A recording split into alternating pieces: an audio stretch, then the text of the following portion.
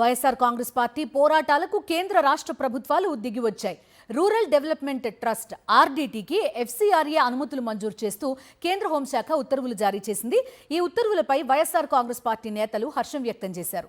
అనంతపురం జిల్లా కేంద్రంగా సామాజిక కార్యక్రమాలను నిర్వహిస్తున్న రూరల్ డెవలప్మెంట్ ట్రస్ట్ ఆర్డీటీకి foreign contribution regulation act FCRA అనుమతిని కేంద్రం రెన్యువల్ చేయలేదు.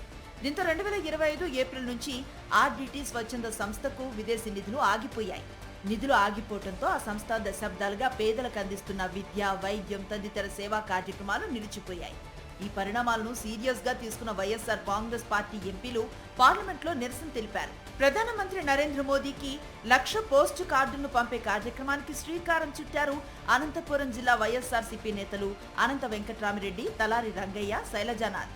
అంతేకాదు కళ్యాణదుర్గ నియోజకవర్గంలో మాజీ ఎంపీ తలారి రంగయ్య పాదయాత్ర చేశారు. ఉరవకొండలో వైఎస్ఆర్సీపీ మాజీ ఎమ్మెల్యే విశ్వేశ్వర్ రెడ్డి ఓ ధర్నాను నిర్వహించారు కూడా.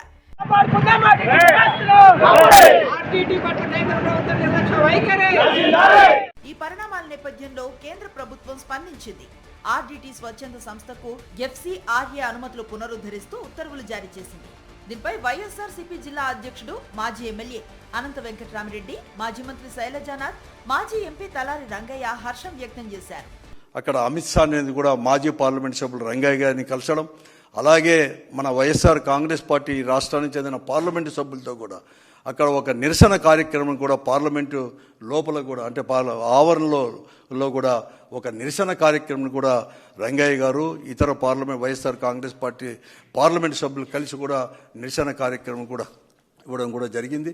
అమిత్ షాను కూడా కలిసి ప్రత్యేకంగా కూడా రిప్రజెంటేషన్ కూడా చేయడం జరిగింది. వాస్తవానికి 2025 ఏప్రిల్ నుంచి ఆర్డీటీ స్వచ్ఛంద సంస్థకు విదేశీ నిధులు ఆగిపోయి తీవ్ర ఇబ్బందులు తలెత్తినా టీడీపీ కూటమి ప్రభుత్వం నిమ్మకు నీరెత్తినట్లు వ్యవహరించింది.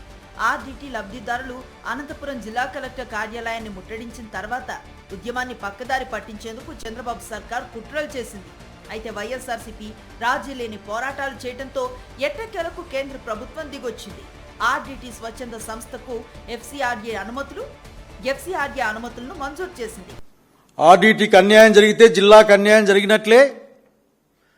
జిల్లాకు అన్యాయం జరగడంలో దళితులు అన్ని కులాల్లో పేదవాళ్ళు, దళితులు అనే మాటే కాదు, కొద్ది వాళ్ళు ఎక్కువ పెద్ద షేర్ తీసుకోవచ్చు కాక అన్ని కులాల్లో చివరికి కాపోళ్ళు అంటే మా రెడ్డి గారి ఫ్యామిలీస్లో కూడా పేదవాళ్ళకి సహాయ సహకారాలని నేను చూశాను. రంగయ్య గారు చెప్పారు వస్తుంది బావగారు, తొందరలో ఆర్డర్ వస్తుందని చెప్పారు.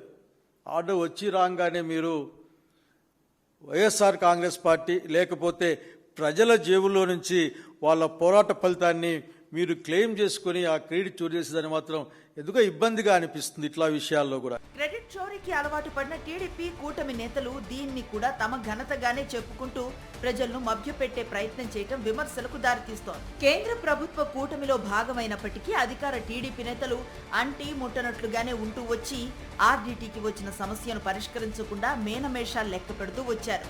ఈ నేపథ్యంలో వైఎస్ఆర్సీపీ కృషి చేసి కేంద్రాన్ని గట్టిగా అడగటంతో విదేశీ నిధులకు సంబంధించిన అనుమతులు వచ్చాయి. ప్రధాని మోదీ, హోంమంత్రి అమిత్ షాకు వైఎస్ఆర్సీపీ అధినేత వైఎస్ జగన్మోహన్ రెడ్డి కృతజ్ఞతలు తెలిపారు. రూరల్ డెవలప్మెంట్ ట్రస్ట్కు ఎఫ్సీఆర్ఏ పర్మిషన్లు రెన్యువల్ చేయడంపై సోషల్ మీడియా వేదికగా వైఎస్ జగన్ హర్షం వ్యక్తం చేశారు. ఉమ్మడి అనంతపురం జిల్లాలో విద్య, వైద్యం, పర్యావరణం, సామాజిక అభివృద్ధిలో ఆర్డీటీ సేవలు కొనసాగేందుకు, తద్వారా పేదల అభ్యున్నతికి ఈ అనుమతులు మేలు చేస్తాయన్నారు. ఆర్డీటీ విషయంలో కూడా సీఎం చంద్రబాబు క్రెడిట్ చోరీ చేస్తున్నారని మండిపడ్డారు. నిజంగా చంద్రబాబు కృషి చేసి ఉంటే పర్మిషన్ల రెన్యువల్కు ఏడాది కాలం ఎందుకు పట్టిందని ప్రశ్నించారు. చంద్రబాబు పట్టించుకోకపోవడం వల్లే వైఎస్ఆర్సీపీ, ప్రజా సంఘాలు ఉద్యమం చేయాల్సి వచ్చిందన్నారు. క్రెడిట్ చోరీ చేయడంలో చంద్రబాబును మించిన వారు లేరని విమర్శించారు వైఎస్ జగన్.